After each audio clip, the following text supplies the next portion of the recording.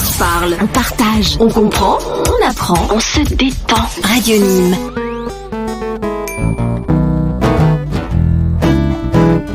Chères auditrices, chers auditeurs, bonjour et bienvenue dans le studio Jean Orsi de Radio Nîmes 92.2 sur les ondes et radionîmes.fr sur internet, mais toujours Radio Nîmes avec l'accent pour une nouvelle émission d'Envie de Nîmes, le rendez-vous mensuel autour du patrimoine nîmois. Alors c'est un patrimoine archéologique, patrimoine sportif, patrimoine social, mais surtout patrimoine humain.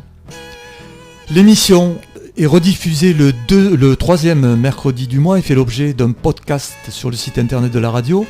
Et vous pouvez aussi disposer d'une petite vidéo, comme ça vous aurez la possibilité de voir nos invités. La prochaine émission, c'est-à-dire le premier mercredi de décembre, sera consacrée à l'immense écrivain nîmois Jean-Pierre Milovanov.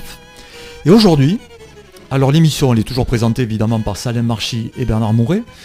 Et aujourd'hui nous avons le grand plaisir de recevoir deux chercheurs en archéologie qui vont nous parler du patrimoine archéologique, qui vont également nous parler de domestication, de taureaux, qui sont Jean-Philippe Brugal et Xavier Gutters. Alors après le mot de Salem, un petit mot légèrement triste aujourd'hui, parce qu'il a une dédicace à faire.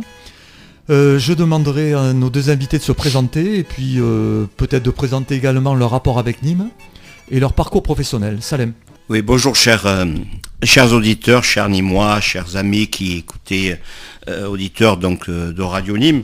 Oui, je voudrais faire une dédicace, dédier cette émission à Jean-Louis Pagès qui est mort à l'âge de 91 ans. Il est mort à Cannes, né au Maroc, mais sa famille est d'origine nîmoise. Autrement dit, son cœur a toujours été et est resté nîmois. Donc il est enterré au cimetière de Pont de Justice depuis quelques jours. Voilà. Et je voudrais simplement citer la préface que Francine Cabane a faite à son très beau livre dédié à la ville de Nîmes qui s'appelle Promenade dans Nîmes. Elle dit: la rencontre avec Jean-Louis Pagès ne peut laisser indifférent. Son nom est associé à des chantiers d'architecture prestigieux dans notre région et ailleurs dans le monde. Si le professionnel impressionne, l'homme semble tout entier, rassemblé dans le regard qui observe, scrute, à la fois bienveillant et curieux. Plus loin, elle dit: le port d'attache de Françoise et Jean-Louis, c'est-à-dire son épouse, choisit en 1959 Nîmes. Pourquoi cette ville? Lorsqu'il répond: je suis venu ici non par hasard, mais sans doute pour retrouver le berceau de ma famille, originaire depuis 1480 au moins de Beaucaire et de Nîmes. Voilà. Je n'irai pas plus loin, on consacrera certainement une prochaine émission au travail et à l'art de Jean-Louis Pagès. On y attachera également peut-être la mémoire de Joseph Massota qui a été, ainsi que de Dominique Gutters qui a également travaillé avec ces trois personnes. Voilà.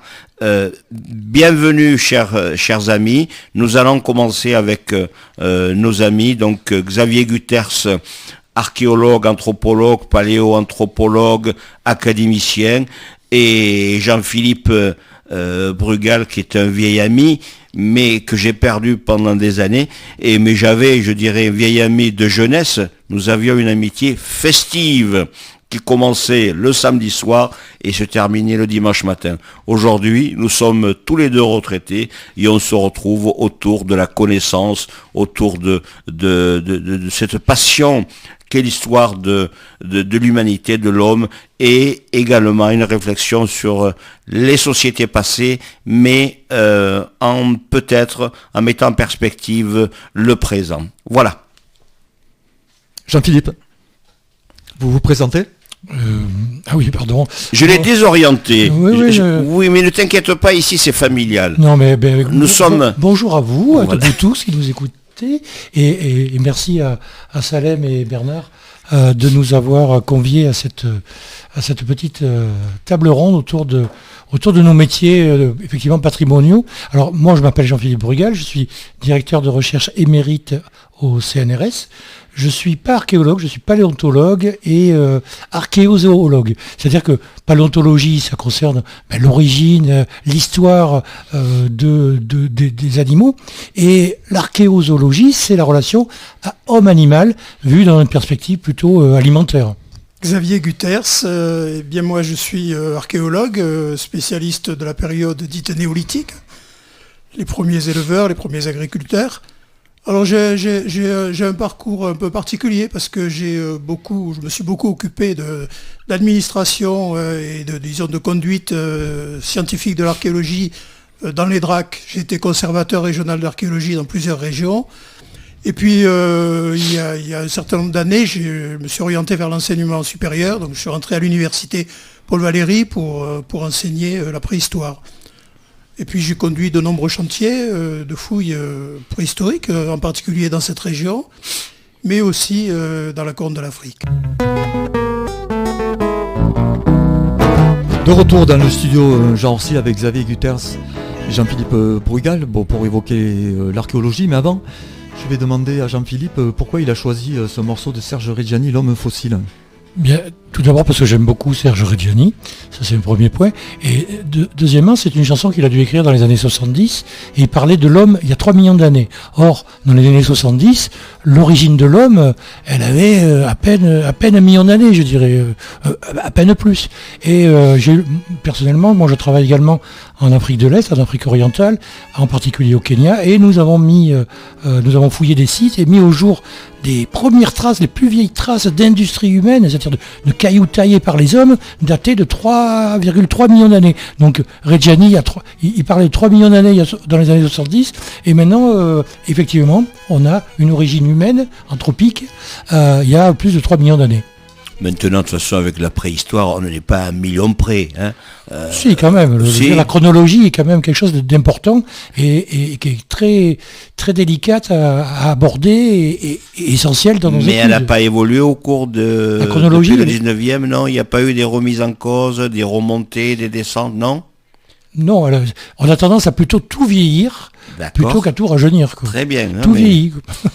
Nous sommes vos disciples aujourd'hui. Oh, maître. Xavier Gutters, est-ce qu'on peut définir le patrimoine archéologique ? Le patrimoine archéologique, c'est un sujet très vaste.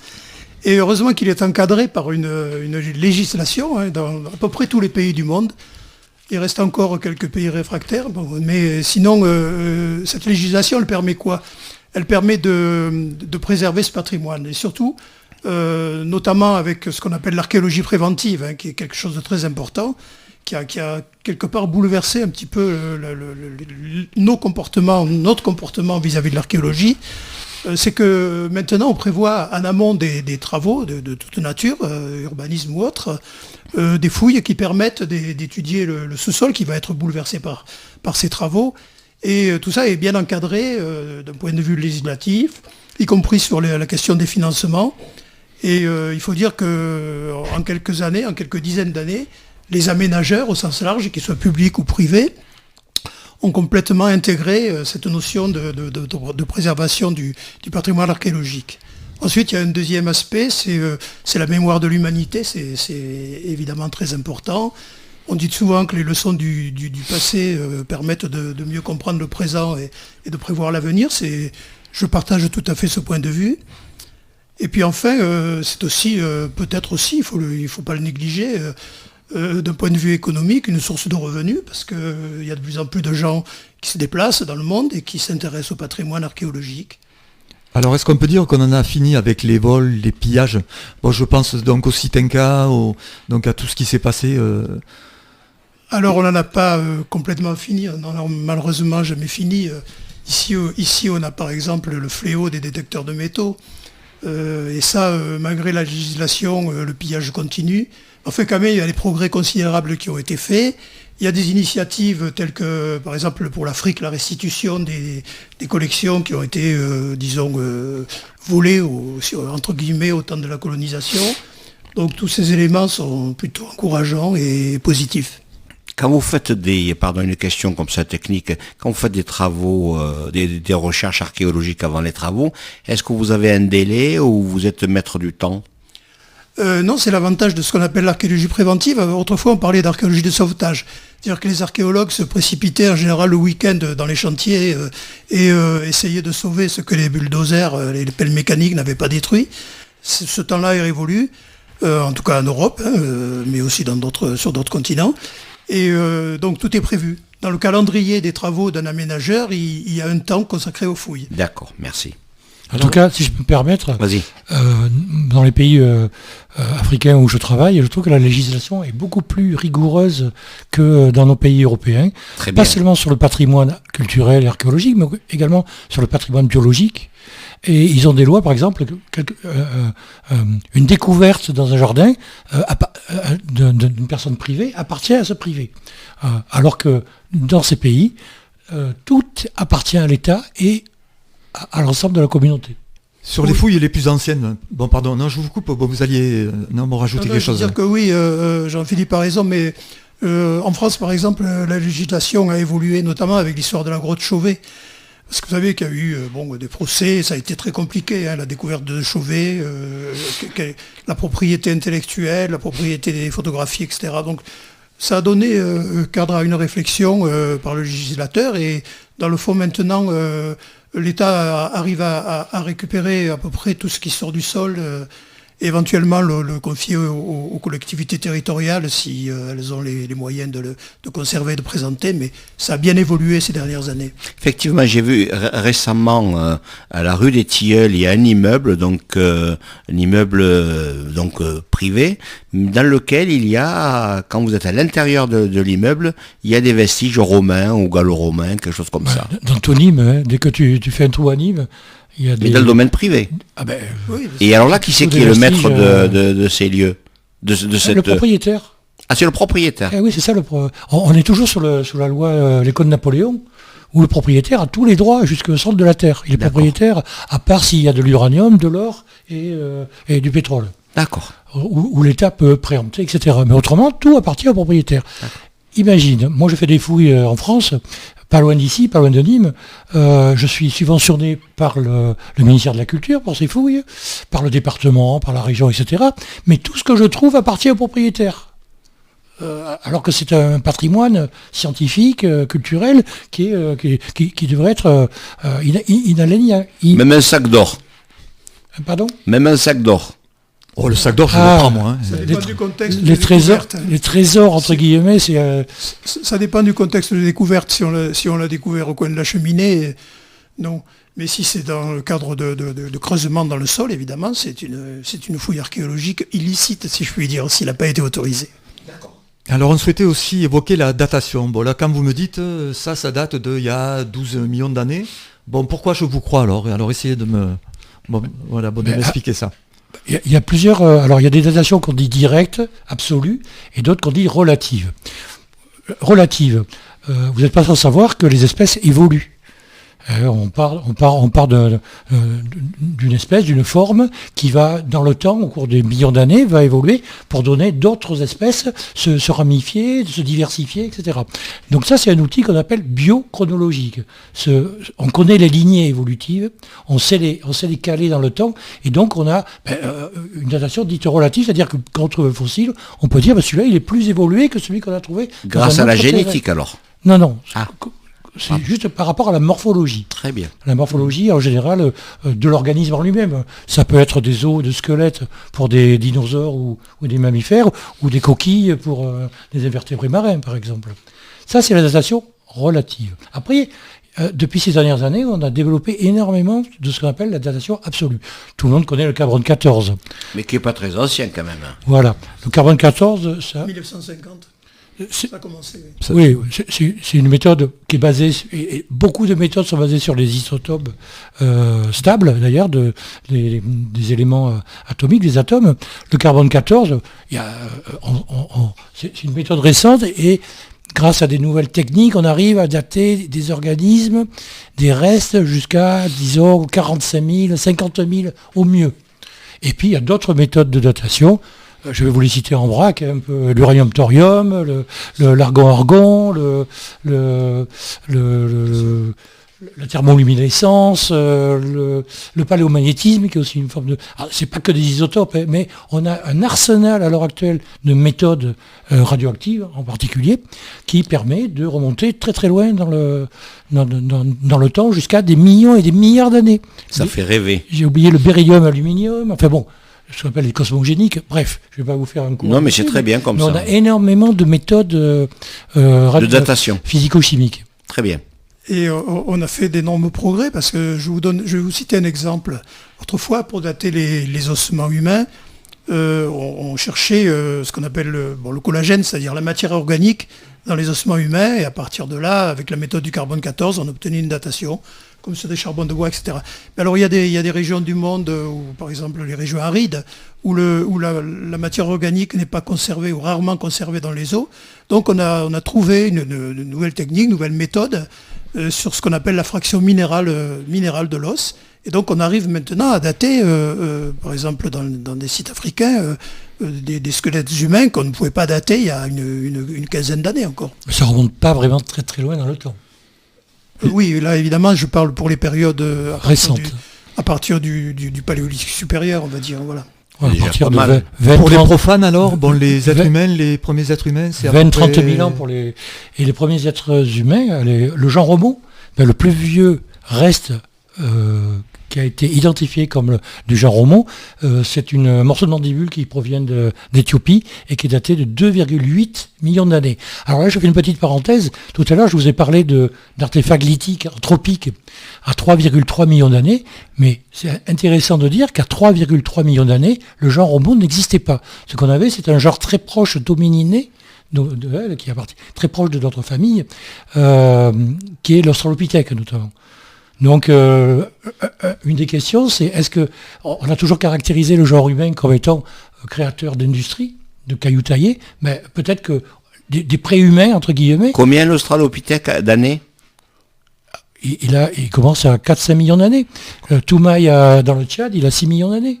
D'accord. Bon, c'est pas vraiment un australo, mais... Moi qui connais un petit peu l'histoire des Guthers, je me dis finalement, cette famille est partie d'Ukraine, elle est arrivée dans l'Hérault, à Valorog, Nîmes, l'Afrique, et bien ça fait un beau voyage. Ouais. Une question à mon... Pardon. Moi, je voudrais rajouter juste un petit point concernant cette région un peu particulière de la dépression de l'Afar. Bon, il y a les Afars, il y a les Issa aussi. Les Issa font partie des Somalis. Ah, d'accord. Et il faut aussi rappeler que dans cette portion de territoire, il y a le rift africain, cette grande déchirure qui continue, qui se poursuit, et c'est là où a été trouvé Dinkenesh, qui est Lucie, la fameuse Lucie, une petite australopithèque de 3,5 millions d'années. On parlait d'australopithèque tout à l'heure, et donc c'est là qu'elle provient. Peut-être un petit résumé compte tenu de ce Alors, que... Lucie, il pourrait petit résumé de la découverte. Bon. C'est croustillant. Ah, la découverte... Vous le mettez autour, là, après Coppens, etc. J'aimerais bien... C'est grâce à Maurice Tayeb qui a été découvert ce terrain fabuleux, donc c'est une grande déchirure avec une séquence sédimentaire de couches de terrain, lacustre, argile, des sables, etc., qui renferme énormément de fossiles. C'est vraiment des mines de fossiles. C'est Maurice Tayeb qui a fait une étude en géologie, et qui est parti d'Addis Abeba à dos de mulet, et qui a fait tout ce travail-là dans les années 60, ou fin des années 60, début 70, et qui a eu ce terrain admirable, rempli de fossiles, et qui après a contacté Coppens, qui a contacté des États-Unis. Il y a toute une mission franco-américaine qui s'est montée, qui a amené à la découverte notamment de Lucie, entre autres, parce qu'il y a d'autres restes d'hominidés dans ce site. Mais sans diminuer donc les mérites de Coppens, quel rôle il a joué dans Lucie ? Est-ce que c'est le découvreur de Lucie ou peut-être il y en a d'autres qui l'ont accompagné ? Il est co-auteur de la première publication, Maurice Tayeb, Coppens et Don Johnson, sur l'identification et le nom donné à Lucie, Australopithecus afarensis. Bon, alors on revient maintenant, mon cher ami, à Nîmes. parce que, comme vous le savez, Nîmes est une ville de taureaux, entourée de la Camargue, où il y a d'autres types de taureaux. Ce serait bien d'expliquer aux Nîmois quelle est l'origine du taureau, sa domestication peut-être, parce qu'est-ce que le bœuf, est-ce que le taureau de boucherie que nous mangeons, est-ce que c'est la même origine ou il y a des branches différentes, enfin, et il faudrait nous éclairer là-dessus parce que nous sommes encore au stade de l'ignorance. Vous êtes friand et... Très friand. Ouais. Alors l'origine du bœuf domestique, c'est une origine qui est tout simple, c'est l'origine, c'est l'auroch. Auroch, aor, ox, qui en vieil allemand veut dire vache primitive. L'auroch, son origine, c'est jusqu'à récemment, c'était principalement en Asie. Autour de 2 millions d'années, il y a des stocks de bovins. Le roc, comme le bison, comme le buffle, sont des bovins, des grands bovidés. Et il y a 2 millions d'années, il y a des formes de bovins qui se distinguent dans le nord de l'Inde, au pied de l'Himalaya, et dont un, je ne vais pas vous parler, le Bos planifrons ou acutifrons, serait à l'origine de l'auroch, qui va après se disperser dans toute l'Eurasie, mais aussi au Moyen-Orient et en Afrique. Contrairement au bison, qui a à peu près la même origine d'ailleurs, et qui, lui, contrairement à l'auroch, va aussi passer dans les Amériques. Après, récemment, il y a une deuxième origine qui a été soulevée, qui serait aussi une origine africaine. Et de nouveau, dans l'Afrique de l'Est. Donc voilà, il y a 2 origines possibles au roc qui vont peut-être se mélanger à un certain moment, ces 2 origines, pour donner ce grand bovin très haut sur pattes, avec un cornage très impressionnant, 1,80 m au garrot, au moins chez les mâles, plus d'1 tonne. C'est vraiment un animal extraordinaire. Et c'est un animal typiquement tempéré. Qui est, en fait, le roc, c'est un élément que j'appellerais transméditerranéen. Je veux dire, d'ailleurs, c'est pas pour rien que énormément de religions et de cultures autour de la Méditerranée sont centrées sur les bovins, les grands bovins. Oui, cet auroch, en fait, c'est lui qui a été domestiqué. Alors, la domestication, c'est un processus complexe. Pour nous, les bovins domestiques que nous connaissons aujourd'hui sont issus d'un bœuf qui a été domestiqué probablement au Proche-Orient, dans ce qu'on appelle le croissant fertile, cette région-là. Et le processus de domestication conduit à des modifications morphologiques, dont Jean-Philippe parlera sûrement mieux que moi. On est arrivé à avoir ce Bos taurus à dos plat, qu'on appelle le bœuf domestique, qu'on connaît en Europe, mais aussi parce que du côté de l'Inde, du Pakistan, il y a une deuxième forme, le bœuf à bosse, le zébu, quoi, en quelque sorte. Et ce zébu, il a également été domestiqué. C'est un proche parent du bœuf taurin à dos plat, celui que nous connaissons nous. Oui. Et il a été de proche en proche, en passant par la péninsule arabique, par exemple, pour citer cette région-là du monde, importé dans l'Est africain. Mais plus tard, on va dire 2 millénaires après le bœuf à dos plat. Mais ça aussi, ça fait débat. Il y aurait une origine, peut-être, un centre de domestication également en Afrique. Alors évidemment, tout ça, ce sont des hypothèses qui ont été fondées quand même sur pas mal d'informations, mais qui restent encore un peu fragiles. Effectivement, c'est toujours posé la question, est-ce qu'il y a une possible origine africaine du bœuf domestique et même du bœuf à bosse? Quoi qu'il en soit, tout provient de l'auroch. Que ce soit le Bos indicus en Asie ou le Bos taurus qui est plus européen et africain. Oui, moi, je veux savoir. Pardon, et la docilité que je vois du bœuf de boucherie et notre taureau de Camargue, est-ce qu'il y a, c'est la même famille, mais comment ces deux, comment dirais-je, ces deux espèces, je ne sais pas si les espèces de catégories se sont diversifiées. Alors on parle plutôt de variétés ou de race, mais le terme race est quand même assez connoté. Donc oui, ce sont des variétés différentes, et effectivement la domestication entraîne une diversité morphologique très très importante avec différents morphotypes, je dirais. Juste pour préciser, par rapport à l'auroch, en fait, le bœuf domestique, au sens le plus large possible, c'est un animal qui est pas du tout, qui court sur pattes, qui est pas du tout élancé, ce côté sauvage et noble que peut avoir l'auroch, quoi. C'est avec un cornage qui peut être très réduit, même acère, c'est-à-dire sans corne. Bien sûr, oui. Donc il y a vraiment une diversité de formes incroyable. Oui, bon, moi je veux savoir si notre cher taureau de Camargue, il est africain ou il est européen. Alors il faut qu'on... Non, il est asiatique, je crois. Alors il est européen, c'est certain, mais la question qui se pose, effectivement, j'ai vu que parfois on évoquait cette idée que le taureau de Camargue serait une espèce restée sauvage. C'est pas du tout, parce que la domestication aboutit à des résultats très différents selon la manière dont l'animal est géré et le groupe des animaux est géré. Donc le taureau de Camargue, bon, effectivement, il a une certaine liberté de mouvement, même s'il est quand même contraint. Et ça donne l'impression que par rapport à la vache normande, bon, évidemment, et puis sa vigueur, etc., mais ça ne veut pas dire pour autant que ce soit un animal sauvage. C'est vrai que le sanglier, dans les années 30, est venu mourir dans la cour de son propriétaire. J'ai oublié le nom de ce manadier duquel là, et effectivement, ça confirme ce que vous dites là. Je suis d'accord avec ce qu'a dit Xavier. Fernand Granon, pardon. Le taureau dit de Camargue, en fait, son origine précise, on ne la connaît pas, mais ça fait partie d'un stock de bovins qui existait du temps des Gaules, sachant que du temps des Gaules, il y avait encore l'auroch aussi.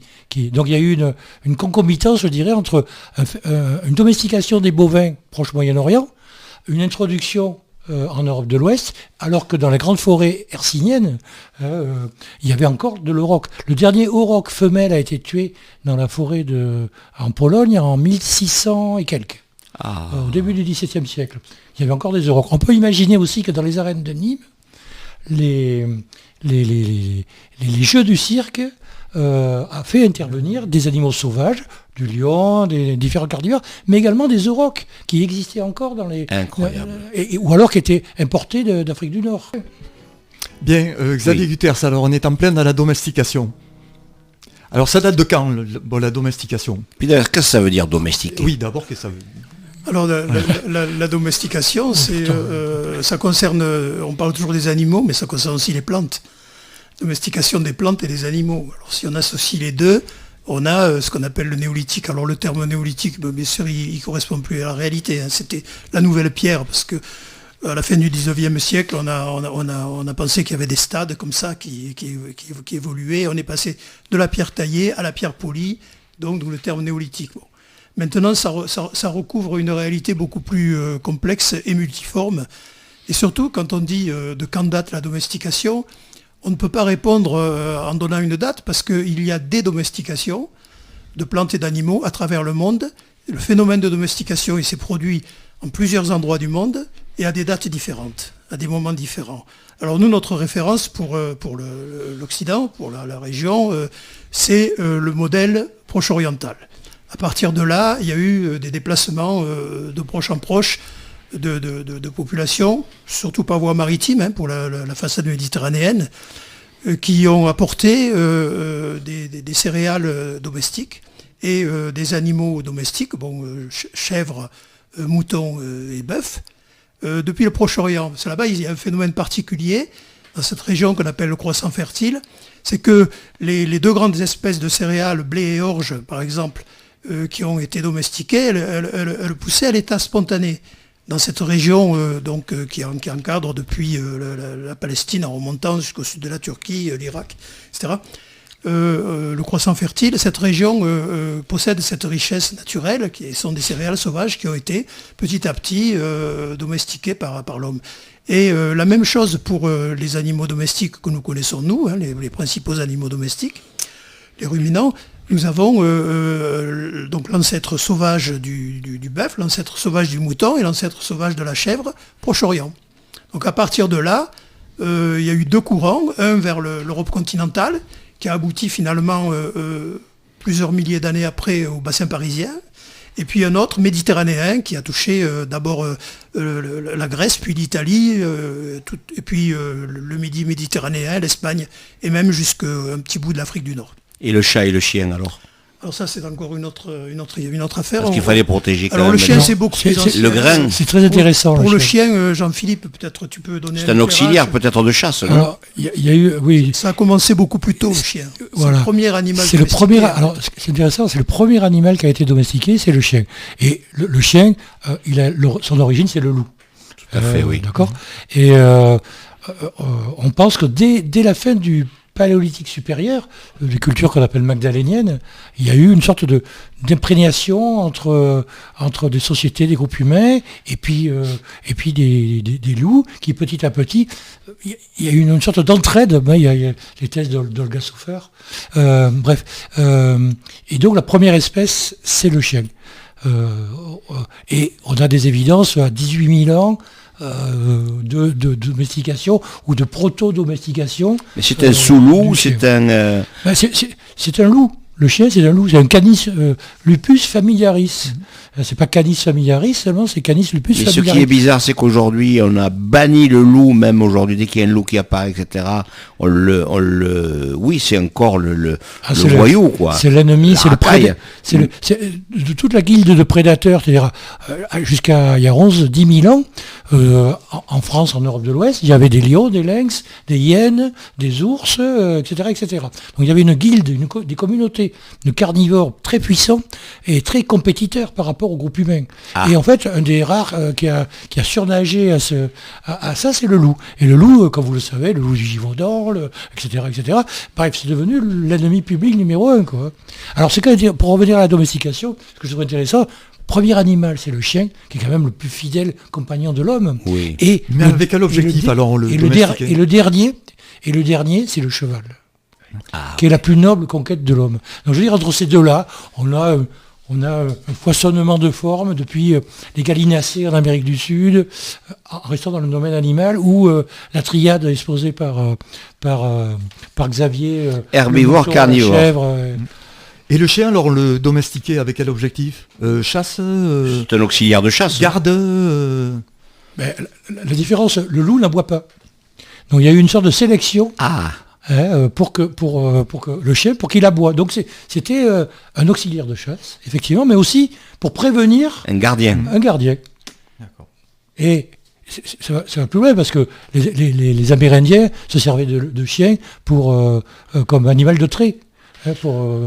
Voilà, La Fontaine nous a donné la leçon, le loup et le chien. Alors, et oui. Le temps passe vite.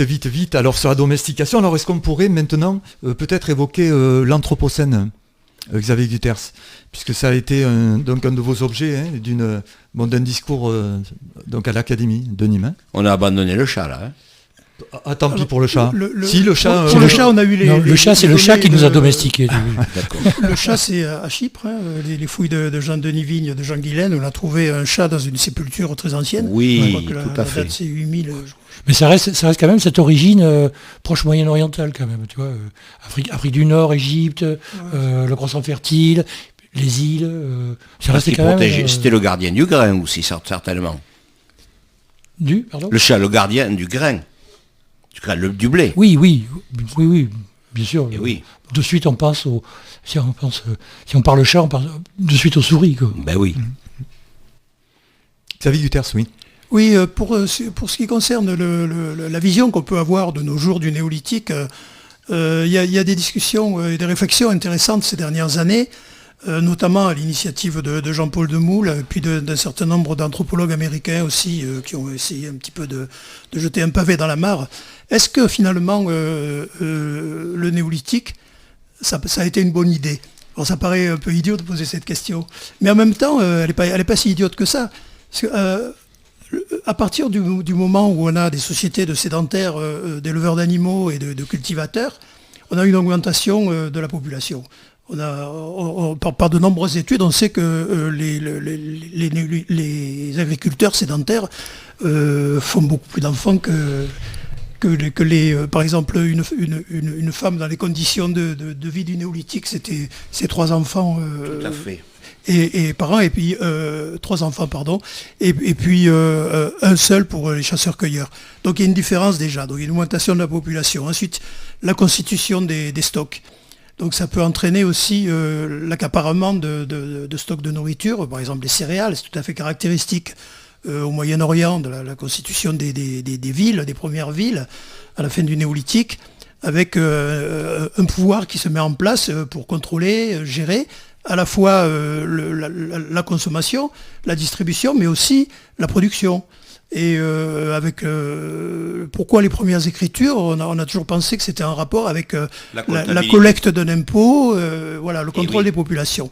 Alors ensuite, il y a les effets de l'exploitation du milieu par les agro-pasteurs, qui peut avoir des conséquences importantes en termes de déforestation, en termes d'érosion des sols, et puis aussi plus tard en termes de pollution. Et donc tout ça a conduit à se demander si finalement ce n'est pas à partir du néolithique qu'on a commencé à avoir des ennuis du point de vue de notre relation à notre environnement. Effectivement, on en voit une accentuation formidable et même inquiétante de nos jours. Donc d'où l'idée a émergé chez certains chercheurs, c'est encore très embryonnaire et même très contesté, de parler d'anthropocène. Dans la logique du discours de Jean-Paul Demoule, je ne suis pas spécialiste, moi j'ai un niveau CM2, il explique très clairement qu'il y a eu la révolution néolithique, la révolution industrielle au 19e, et la conséquence, ça a été la révolution numérique.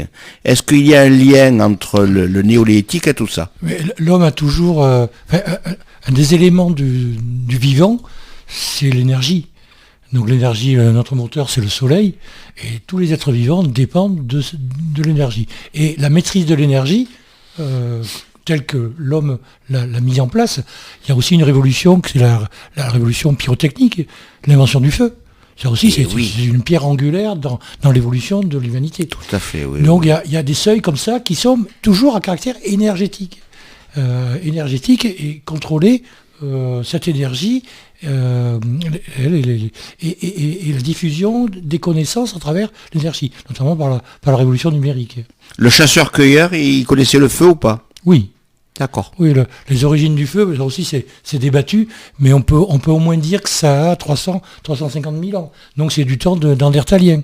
On n'a pas trop parlé de cette histoire des relations entre l'homme et l'animal, avec le roc en particulier, mais il y a toujours eu, notamment autour de la Méditerranée, des sites des Néandertaliens ou des sapiens archaïques qui chassaient le roc et qui l'exploitaient à la fois pour des produits alimentaires, mais également pour des sous-produits comme les cornes, qui sont des éléments de prestige. C'est comme ça que le roi Gourand, je crois que sa théorie des rapports entre les choses, sa recherche, elle était basée du tout sur les rapports, entre les relations, la mise en relation entre les différents éléments qui font l'histoire.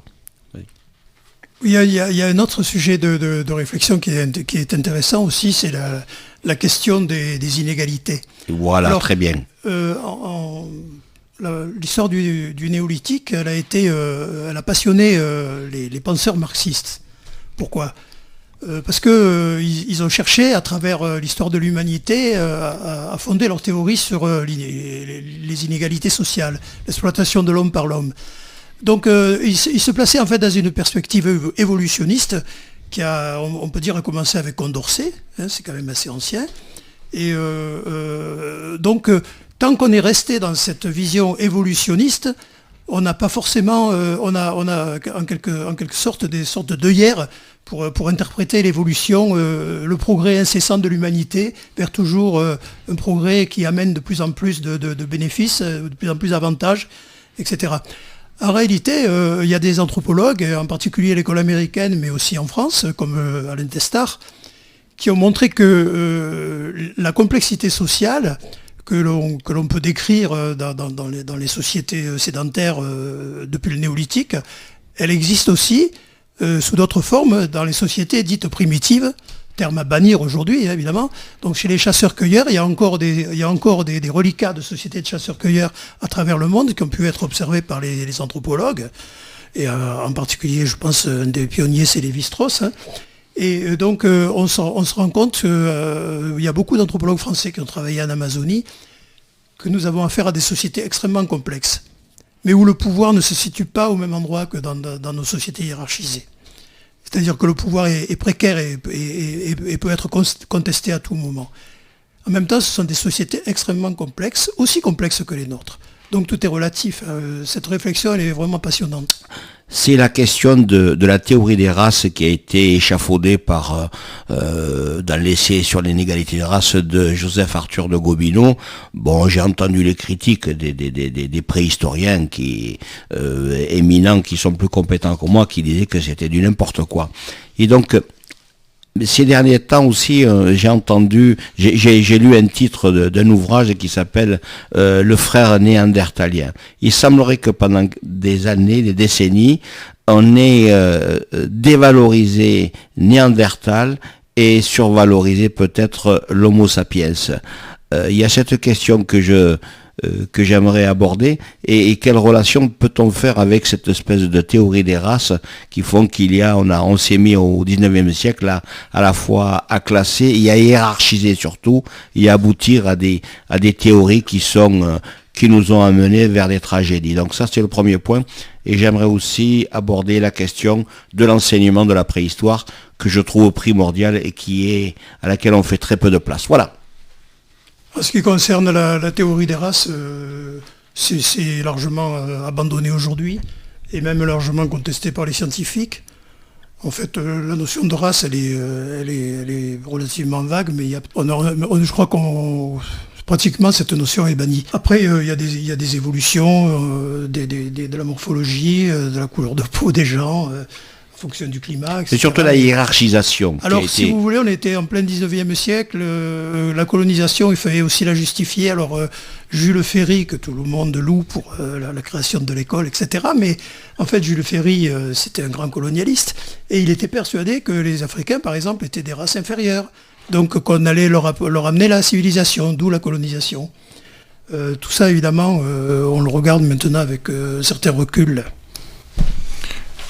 Oui, en fait, ce n'est plus un débat. Et un des enseignements, préceptes de nos travaux en archéologie, en paléoanthropologie, c'est que l'espèce humaine, l'Homo sapiens, est une et unique. Il n'y a pas de race. Il y a une diversité morphologique en fonction, effectivement, des conditions du milieu, mais on a le même sang, on a le même cerveau, on a le même... on est... Le même Covid. Le même Covid, on est une seule espèce. Il n'y a pas de race, il n'y a pas de variété. Je veux dire, c'est plus qu'à bannir, c'est un des enseignements primordiaux de nos disciplines. Et ça, il faut bien que les gens l'entendent bien. C'est impératif. Les races humaines n'existent pas. On utilise encore ce terme pour des races domestiques, mais il n'y a qu'une seule espèce humaine, c'est l'Homo sapiens, une et indivisible. Et il y a un spectre, une diversité, et tu parlais de la couleur de la peau, on va du plus pâle au plus foncé, avec toute la gamme d'intermédiaires. Il n'y a pas de césure. Alors il nous reste juste une minute pour parler d'enseignement. Oui.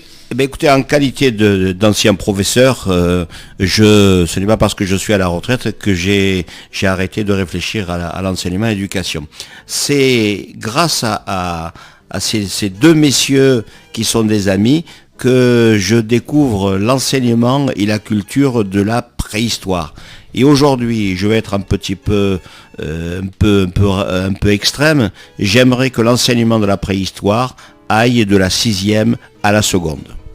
Chers auditeurs, merci. Juste un mot. Je peux être que d'accord, Salem. Juste un mot, Xavier. Oui, absolument, vous avez tout à fait raison, oui.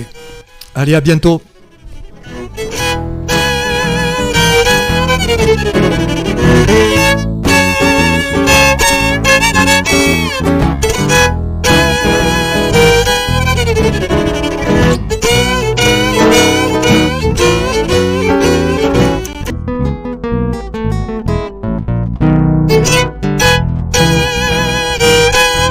Thank you.